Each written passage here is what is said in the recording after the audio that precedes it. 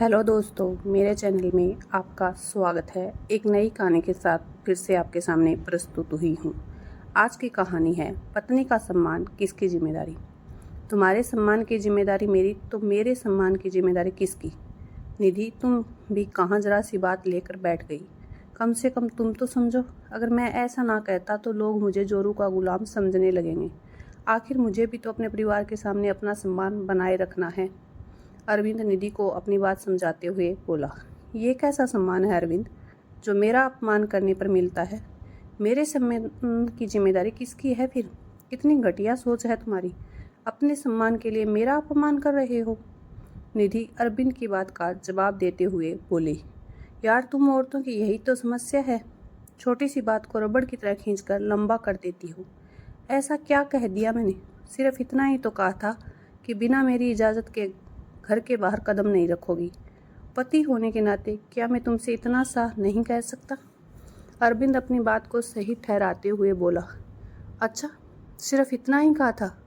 निधि ने प्रसन्न भरी नज़रों से अरविंद की तरफ देखा, पर निधि को जवाब देने की जगह वो दूसरी तरफ मुंह करके सो गया। इस बार अरविंद निधि को जवाब देने के मूड में नहीं था, क्योंकि वो जानता था कि वो गलत है। लेकिन निधि, उसकी आंखों से तो नींद कोसों दूर थी।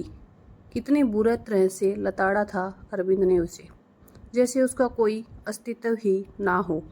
अपनी माँ और बड़े भाई के सामने अपने टेक दिखाने के लिए किस तरह से उससे बात कर रहा था। एक पल भी नहीं लगाया कहने में कि अगर बाहर कदम भी रखा तो तुम्हारी टांगें तोड़कर रख दूंगा। भला कोई इस तरह अपनी पत्नी से बात करता है। अब उसकी समझ में आ रहा था कि इस घर में उसकी जेठानी जानकी क्यों दबी दबी सी रहती थी। बात सिर्फ इतनी सी थी कि शाम को जेठानी जानकी और निधि रसोई में काम कर रही थी। उस समय जानकी की 3 साल की बेटी राशि बाहर बरामदे में खेल रही थी। सासू माँ भी वहीं बैठकर अपने आस पड़ोस की महिला मंडली के साथ पंचायत कर रही थी। अचानक खेलते खेलते राशि बरामदे में बनी हुई सीढ़ियों पर से नीचे गिर गई। हालांकि सीढ़ी 2 ही थी, लेकिन नीचे रखे गमले से उसका सिर टकरा गया और उसके सिर पर चोट लग गई। इस कारण राशि जोर जोर से रोने लगी, लेकिन सासू माँ से ये भी नहीं हुआ कि जाकर उस बच्ची को उठा तो ले। जब तक जानकी दौड़कर बाहर आई तो देखा कि राशि के सिर से खून बहने लगा है। ये देखकर जानकी ने अपने पल्लू से उसके सिर को दबाया ताकि खून बहना बंद हो। तब तक निधि भी बाहर आ गई, लेकिन तभी सासू माँ बोली, अरे कुछ नहीं हुआ है, जो दोनों की दोनों काम छोड़कर बाहर आ गई हो। बच्चों को तो चोट लगती ही रहती है। ये देखकर जानकी तो कुछ ना बोली, पर उसकी आंखों में आते आंसू बहुत कुछ बोल गए। ये निधि से बर्दाश्त नहीं हुआ। वो तो शुरू से ही बागी स्वभाव की रही थी। वो बोली, अम्मा जी, राशि को कितनी चोट लगी है, देखिए खून भी बह रहा है, उसे अस्पताल लेकर चलिए। अरे कुछ ना हुआ है इसे, लड़की जात है, इस छोटी मोटी चोट से कुछ नहीं होती है, लड़कियां तो पल जाती है, थोड़ा सा नारियल का तेल लगा दे सब सही हो जाएगा। कहकर अम्मा जी अपनी महिला मंडली से फिर बातें करने लगी। लेकिन निधि से ये बर्दाश्त नहीं हुआ कि अपनी ही पोती को रोता देखकर उसका दिल नहीं पसीज रहा, जबकि ये तो सिर की चोट है।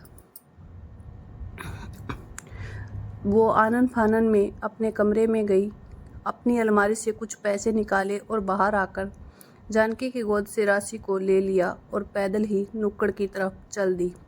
नुक्कड़ पर पहुंचकर वहां से ऑटो कर राशि को अस्पताल लेकर गई और उसकी मरहम पट्टी करवाई। लेकिन इधर सासू माँ गुस्से में भर चुकी थी। उन्हें बिल्कुल अच्छा नहीं लगा कि उनकी सखियों के सामने उनकी बहू ने उनकी बात काट दी और अपनी मनमानी करती हुई घर के बाहर निकल गई। जब तक निधि राशि का इलाज करवा कर वापस आई, तब तक अरविंद और उसके बड़े भैया सुरेंद्र घर आ चुके थे और सासू माँ ने उन्हें हर बात नमक मिर्च मसाले के साथ परोसी थी। जैसे ही निधि राशि को लेकर घर में घुसी, वैसे ही अरविंद ने उस पर चिल्लाना शुरू कर दिया, तुम्हारी हिम्मत कैसे हुई अम्मा की इजाज़त के बगैर घर के बाहर जाने की। थोड़ा सा इंतज़ार नहीं कर सकती थी, जो अकेले ही घर के बाहर निकल गई। हम लोग आ तो रहे थे घर पर, उसकी बात सुनकर निधि एक पल के लिए तो हैरान ही रह गई। तब तक जानकी भाभी आकर राशि को उसके गोद से ले गई। फिर वो अरविंद से बोली, राशि के सिर में चोट लगी थी, वो दर्द के मारे तड़फ रही थी। ऐसे में क्या तुम लोगों का इंतज़ार करती रहती मैं? कितना खून तो बह चुका था उसका। अरे तो थोड़ी देर में कुछ ना होता उसे, जो मेरे मना करने के बावजूद घर के बाहर निकल गई। इतनी औरतों के सामने बेइज्जती कर दी मेरी। क्या सोच रही होगी वो लोग कि मेरी बहू तो मेरी सुनती ही नहीं है। सासू माँ बीच में ही बोली, आपको लोगों के सामने आपकी इज्जत की पड़ी है। आप राशि की दादी हैं। मेरी जगह राशि को लेकर तो आपको भागना चाहिए था, लेकिन आप तो बस करो, तुम बराबर अम्मा को जवाब दिए जा रही हो। खबरदार, मेरी इजाज़त के बाद के बगैर घर के बाहर कदम रखा तो टांगे तोड़ के रख दूंगा तुम्हारी। औकात में रहना। अचानक अरविंद जोर से चिल्लाया। निधि हक्की बक्की सी उसे देखती रह गई। अरविंद का ये रूप तो शादी के 3 महीने में कभी उसने देखा ही नहीं था। मानती थी कि ये परिवार रूढ़िवादी था। सासू माँ को पोती पसंद नहीं थी, क्योंकि वो घर में पहला बच्चा पोता ही चाहती थी। इसीलिए कभी राशि से उसका खास लगाव नहीं रहा। पर इस तरह की भाषा भी परिवार के लोग बोलते हैं, उसे यकीन नहीं हो रहा था। अब खड़ी खड़ी देख क्या रही हो, जाओ अंदर। अरविंद दोबारा चिल्ला कर बोला। निधि को कुछ सूझा नहीं तो वो चुपचाप अंदर आ गई। सासू माँ ने इसे अपनी जीत समझी और तनकर सोफे पर जाकर बैठ गई। अब निधि ने इस बारे में अरविंद से कमरे में बात की तो अरविंद का जवाब सुनकर वो हैरान रह गई। मतलब उसका अपमान करके अरविंद को घर में बड़ा सम्मान मिल रहा था। और खैर, सोचते सोचते काफ़ी देर बाद निधि की नींद लग गई। अब रात भर ढंग से सोई नहीं हो तो सुबह कहाँ से जल्दी उठती। सुबह उठने में उसे देर हो गई। बस इसी बात को सासू माँ ने पकड़ लिया और ज़ोर ज़ोर से चिल्लाने लगी। उनकी आवाज़ सुनकर अरविंद हड़बड़ा कर उठा। निधि को पास में सोता देखकर उसे झकझोर कर उठा दिया। अरे जल्दी उठो, अभी तक सो रही हो। निधि हड़बड़ा कर उठी और फटाफट कमरे के बाहर निकली। उसे देखते ही सासू माँ बोली, देखो कैसे जानबूझकर आज महारानी उठी ही नहीं। घर में तो नौकर चाकर लगे हैं ना, जो आकर घर का काम कर जाएंगे। भला ये बहुओं के ससुराल के रहने में लक्षण होते हैं। निधि को गुस्सा तो आ रहा था, पर जवाब न देकर वो रसोई में जाने लगी। सिर दर्द तो वैसे भी हो रहा था। सोचा पहले चाय बनाकर पी ले। तभी अरविंद भी बाहर निकल कर आ गया। उसे देखकर सासू माँ ने अपनी आवाज़ ऊंची करते हुए कहा, देख ले अरविंद, तेरी बीवी के लक्षण। यहाँ सास बोले जा रही है, पर ऐसा नहीं कि उसे जवाब तो दे दे। मुंह हटाकर सीधे रसोई की तरफ चल दी। अरे मुझसे बात नहीं करना चाहती तो साफ साफ कह दे। सासू माँ की बात सुनकर अरविंद गुस्से में निधि से बोला, अम्मा तुमसे कुछ बोले जा रही है, तुम जवाब क्यों नहीं दे रही हो? अम्मा को जवाब दे दोगी तो घिस नहीं जाओगी? कल जब मैंने जवाब दिया था तब भी आप बोल रहे थे कि जवाब पर जवाब दिए जा रही है, और आज मैं चुप हूँ तो भी समस्या है। आखिर मैं करूँ तो करूँ क्या? निधि ने कहा। उसकी बात सुनकर अरविंद गुस्से में चिल्लाकर बोला, बस करो, तुम ज़्यादा जुबान चला रही हो। अगर अब एक शब्द बोला तो तुम्हारा मुंह। चुप करो, तुम पत्नी हूँ तुम्हारी, कोई गुलाम नहीं हूँ जो इतनी बदतमीजी से मुझसे बात कर रहे हो। निधि के इस जवाब से अरविंद हक्का बक्का रह गया। वहीं सासू माँ बोली,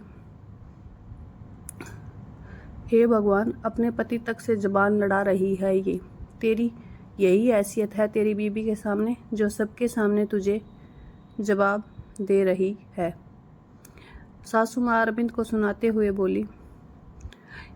तब अरविंद निधि से बोला, तुम पत्नी हो मेरी, मेरे सम्मान की जिम्मेदारी तुम्हारी है। तुम इस तरह से सबके सामने मेरा अपमान कैसे कर सकती हो? अच्छा, तुम सबके सामने मुझे बेइज्जत करते रहो और अपने सम्मान के लिए मेरा अपमान करते रहो, और मुझसे उम्मीद करते हो कि मैं सबके सामने गूंगी गुड़िया बनकर तुम्हारी इज्जत बनाए रखूं। इज्जत दोगे तो इज्जत मिलेगी, वरना जिस तरह की भाषा तुम बोलते हो वो भाषा मुझे भी बोलनी आती है। निधि के इस जवाब से सब लोग हैरान रह गए। हालांकि उसके बाद अरविंद की हिम्मत नहीं हुई कुछ कहने की, क्योंकि निधि बराबर जवाब दे रही थी। उसके बाद निधि को तेज जुबान वाली बहू, बदतमीज बहू, कई तरह के नामों से नवाजा गया। पर क्या फर्क पड़ता है, कभी कभी अपनी इज्जत के लिए बेशर्म तो होना ही पड़ता है। ये थी आज की कहानी। आप लोगों को कैसी लगी कमेंट करके ज़रूर बताइएगा। अगर आपको मेरे चैनल की कहानियाँ अच्छी लगती हैं तो मेरे चैनल को सब्सक्राइब भी कर लीजिएगा और नई कहानियों के नोटिफिकेशन के लिए नोटिफिकेशन बेल भी दबा दीजिएगा। थैंक यू सो मच मेरे चैनल पर विजिट करने के लिए और मेरी कहानियों को सुनने के लिए। आपका दिन शुभ हो।